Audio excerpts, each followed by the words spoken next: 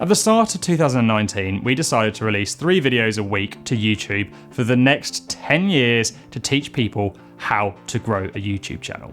We have a lot against us. Firstly, we had a few hundred subscribers, so no proof we knew what we were actually talking about. Secondly, a channel with a load of random videos already on it. And thirdly, well, time. Could we run a business and a YouTube content creation mission without going bust? Well, no. Hello, darkness, my old friend. Only kidding. We're still here after a year and we didn't miss one post. So, what has this actually done? What's happened this year? Our target was to hit 782 subscribers by the end of year 1 by growing 6% a month. This has been written over a month before the end of year 1 and we're at 1,100. So we're 500 subs off our year 2 target, meaning in the first year we got 5 months ahead. So if we can compound this, we should hit our 500,000 target in 5 or 6 years, not 10. But we'll see.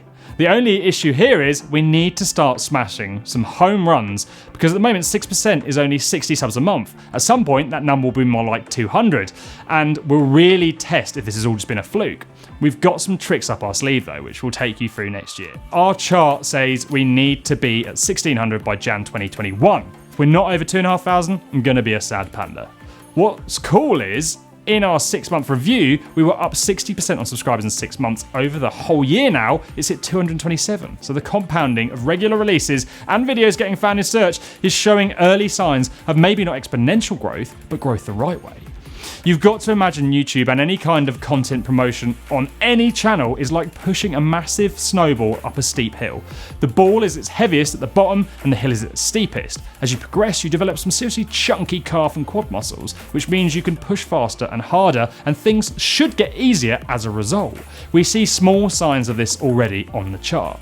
So, you're probably wondering how much money has this made for all of our efforts? Well, firstly, I'll let you know we made a whopping $80 from affiliate links. Impressive, right?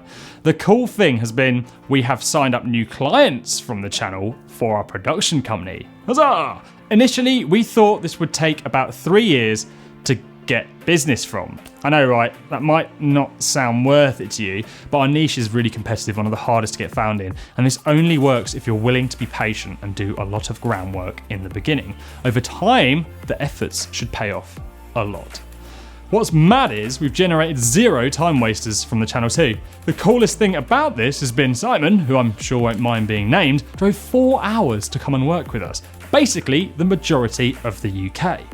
There are a lot of video production companies in between, so the channel did an amazing job in building up our value, and we're really looking forward to doing the same thing with his own content. He's in line with everything we stand for too, which means we're both a good fit for each other.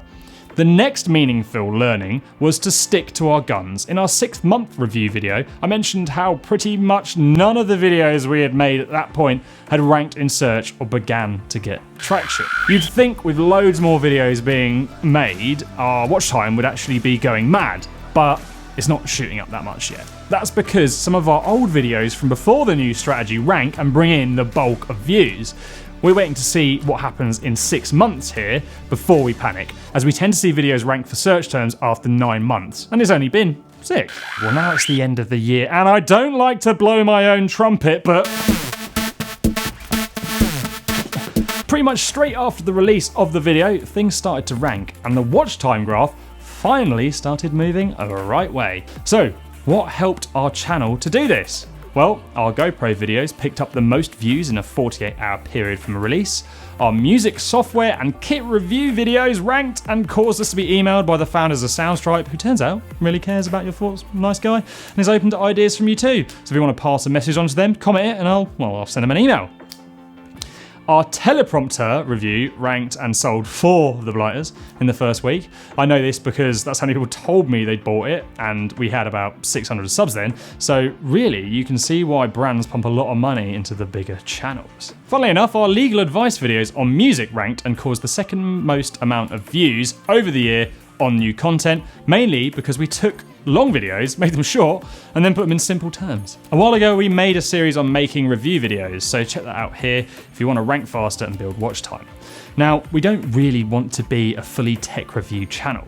I can see how we get more subscribers and viewers if it was, but it's not really in line with our mission of helping small creators and businesses produce content. So we're going to keep the content and the style of the channel in a nice little mix. So overall, not a bad start, but there are some things we're going to have to do differently and things that were not so good.